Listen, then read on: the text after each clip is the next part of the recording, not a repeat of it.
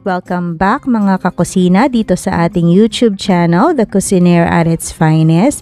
And for today's Kusinera recipe video, magluluto po tayo ng Chicken Salpicao. For our ingredients, we will need 2 pieces chicken thigh and leg fillet. I cut it into 4. So meron po ako ditong 8 pieces na ganito kalalaki. Na kung ayaw nyo naman po ng thigh and leg fillet, you can use chicken breast fillet. I am marinating this now with 2 tablespoons of Worcestershire sauce and 2 tablespoons of Knorr Liquid Seasoning. Hindi ko po ma-recommend na toyo ang gamitin nyo kasi mag-iiba po ang lasa. Knorr Liquid Seasoning po talaga ang ginagamit for salpicao. Now, I'm gonna transfer this into a bowl. And I'm gonna cover this with cling wrap or plastic wrap and imamarinate po natin siya overnight.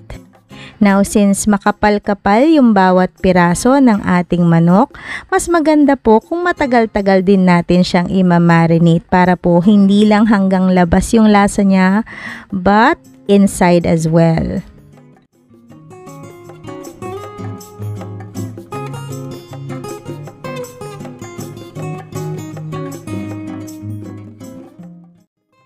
So, the following day, after we have marinated our chicken, ready na po natin itong lutuin. I am heating up olive oil in a pan.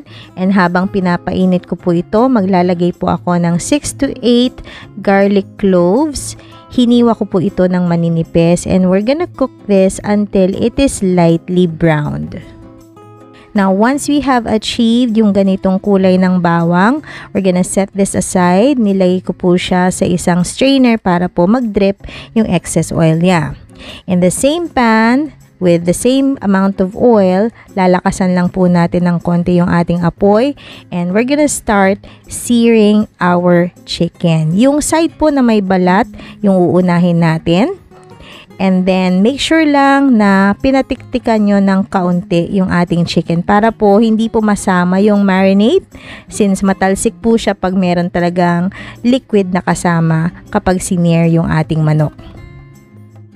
Now, once na na-sear na yung skin side, babaligtarin po natin yung ating manok and we're gonna cook the other side. At this point, pwede nyo na pong ilagay yung ating marinade. Okay? Isama po natin yan. May lasa po yan. And magdadagdag po tayo ng 1 tablespoon more of Knorr Liquid Seasoning and 1 tablespoon more of Worcestershire sauce.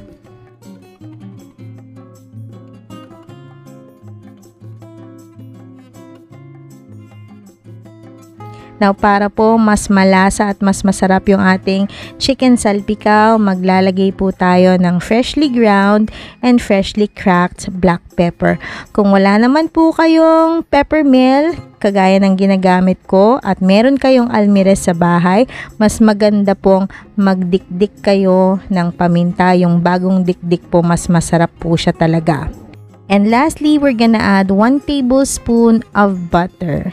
Na kung wala naman po kayong butter, okay na pong gumamit ng dairy cream. Actually, nasubukan ko na rin ang dairy cream before. Mas malasa po siya and mas mabango. And mas mura syempre kaysa sa butter, okay? Now, kapag nag-melt na po yung ating butter, itatap na lang po natin yung ating garlic na prepare kanina.